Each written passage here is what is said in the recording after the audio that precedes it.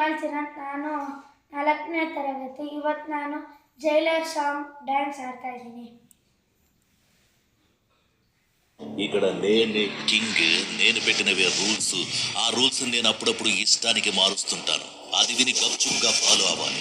అది వదిలేసి ఏదైనా పిచ్చి పనులు చేయాలని చూసావు, నిన్ను గంటలుగా నరికి విసిరి పారేస్తాను. హుకుం, టైగర్ కా హుకుం.